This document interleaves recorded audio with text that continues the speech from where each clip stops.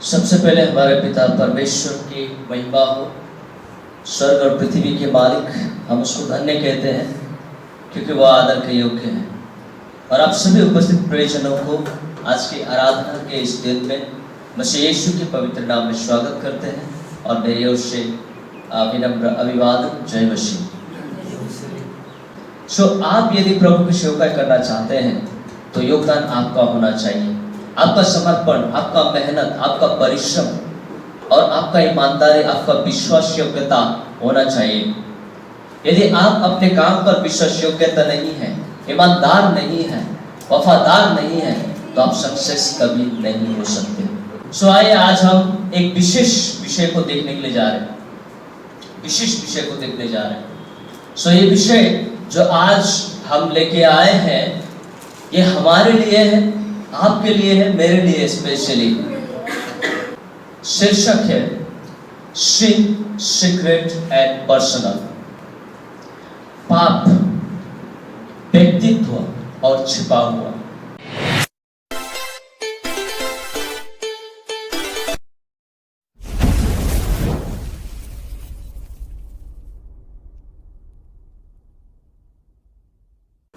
लेकिन उससे उठने का उपाय भी परमेश्वर का धर्मशास्त्र हमें बताता है और हम उसको देखेंगे कि उपाय क्या है, इससे हम उठ सकें।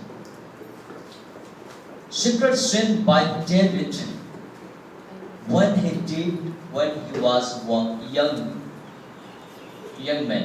जब वो धनी युवा व्यक्ति था, उस वक्त भी उसने ऐसा पाप किया था जो परमेश्वर से छिपा हुआ, अपने लोगों से छिपा हुआ, अपने परिवार से छिपा हुआ था। उसने ऐसा टॉप सीक्रेट रखा उस पाप को कि किसी को भनक भी लगने नहीं दिया था। लेकिन परमेश्वर ने उसकी कॉलर को पकड़ लिया और उसे उसका पाप दिखाया। ये है तेरा पाप, पश्चाताप कर। ये है तेरा पाप, मन फिरा। भजन संगीता की पुस्तक 25 का 7 पद पढ़ दीजिए। भजन संगीता 25 उसका 7 पद। हे यहोवा, अपनी भलाई के कारण मेरी जवानी के पापों और मेरे अपराधों को स्मरण ना कर। अपनी करुणा ही के अनुसार तू मुझे स्मरण कर। ये पश्चाताप की प्रार्थना डेविड ने कब की, दाऊद ने कब किया, इस पर भी मैं आऊंगा। इस पाप को वो स्वीकार करना नहीं चाहता था। इस पाप को लोगों के कानों तक पहुंचे वो नहीं चाहता था। इस पाप को यहाँ तक कि उसने परमेश्वर से भी छिपा के रखा था। कारण क्या था? एक ही कारण था कि वो राजा था और वो राजा होने के कारण से अपनी बुराई को प्रकट करना नहीं चाहता था कि उसका नाम बदनाम हो जाए, क्योंकि वो शूरवीर और तेजस्वी राजा था और इस वजह से वो अपने नाम को बदनाम होने से बचाना चाहता था और इस पाप को उसने छिपा के रखा। दूसरे पाप जो उन्होंने की, उसके लिए भी उन्होंने पश्चाताप किया और वो है famous Christian verse, book of psalm 51 4 and 5। Christian famous verse जिसको हर एक कलीसिया में पढ़ा जाता है और हर एक कलीसिया में, प्राय जैसे कलीसियाओं में उसे माना जाता है। 51 अध्याय का 4 और 5 पद। मैंने केवल तेरी ही विरुद्ध पाप किया और जो तेरी दृष्टि में बुरा है वही किया है, ताकि तू बोलने में धर्मी और न्याय करने में निष्कलंक ठहरे। देख, मैं अधर्म के साथ उत्पन्न हुआ और पाप के साथ अपनी माता के गर्भ में मरा। दाऊद यहाँ अपने पाप के कारण से अपनी माँ के कोख को भी कोसता है। इसमें उसकी माँ की कोख का कोई दोष नहीं, इसमें उसकी माँ का कोई दोष नहीं, लेकिन उसे ऐसा लगता है जब उसका पाप उसके सामने उजागर होता है, प्रकट होता है, तो उसे लगता है कि मैं जन्म होने से पहले ही पापी था, माँ के गर्भ से ही मैं पापी था और इस वजह से मैं पाप का करता ठहरा। वो ये सोचने लगा, लेकिन वास्तव में ये सत्य नहीं है। अब मैं इसके विषय में बोलूं तो वो दूसरा टॉपिक हो जाएगा, मैं उस विषय में नहीं जाना चाहता। आज हम देखना चाहते हैं कि हमारा गुप्त पाप हमारा गुप्त पाप, क्या वो हमें दंडित कर सकता है, या उस पाप के कारण से हमारा जनरेशन दंडित हो सकता है? क्या परमेश्वर का प्रकोप उस गुप्त पाप के द्वारा हमारे जिंदगी में आ सकता है? हम उसको देखने के लिए जा रहे हैं। सीरियसली हम देखेंगे। Be serious to this topic please. हम इसे ध्यान से सुनने और समझने का प्रयास इसलिए करना है क्योंकि हम आत्मिक जिंदगी जी रहे हैं, हम परमेश्वर के साथ जुड़े हुए जिंदगी को जी रहे हैं। हमारा जिंदगी संसारिक नहीं है। हम बार बार वचन से सीखते, सुनते और बोलते हैं। इस वजह से हमें धार्मिकता की जिंदगी कैसे जीना चाहिए, हमें सब बातों को समझने की जरूरत है। अब वो पाप किया था जिसके लिए डेविड ने, दाऊद ने पश्चाताप किया। वो कैसा पाप था हम देखेंगे। क्या पाप था जिसके लिए दाऊद ने इतना बड़ा रूप से पश्चाताप किया और अपने आप को, अपने जन्म को और मां के कोख को उसने कोसने लगा। दूसरा सामुएल 11 अध्याय 1 से लेके 5 पद। Second Samuel chapter 11 1 through 5। कि जिस समय राजा लोग युद्ध करने को निकला करते हैं, उस समय अर्थात वर्ष के आरंभ में दाऊद ने योआब को और उसके संग अपने सेवकों और समस्त इस्राएलियों को भेजा, और उन्होंने अम्मोनियों को नाश किया और रब्बा नगर को घेर दिया, परंतु दाऊद यरूशलेम में रह गया।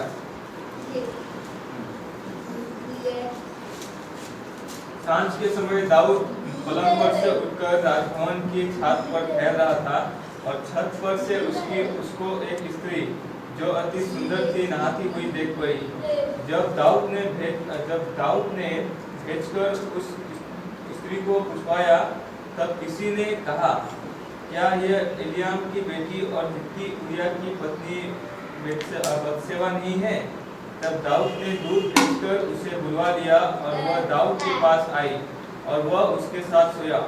वह तो ऋतु से शुद्ध हो गई थी। तब वह अपने घर लौट गई, और वह स्त्री गर्भवती हुई। तब दाऊद के पास कहला भेजा कि मुझे गर्भ है। Sin did by flesh, शरीर के द्वारा की गई पाप। राजा उस समय रब्बा के लोगों को जीत कर आया, रब्बा के देश में ठहरा, और वह युद्ध को जीत कर आया था। युद्ध को जीत कर आया था और अपने राजभवन के ऊपर शाम के समय वो टहलने गया। जब वो टहलने गया तो उसकी नजरें एक नहाती हुई सुंदर स्त्री के ऊपर पड़ी। क्योंकि वो राजा था, वो कुछ भी कर सकता था, और उस स्त्री के प्रति उसका देह आकर्षित हुआ और उस स्त्री को बुलवाकर उसके साथ व्यभिचार किया। Secret sin he did with that woman, और उसका नाम बेत्सेबा थी, जो उन्हीं का मंत्री उरिया का पत्नी थी।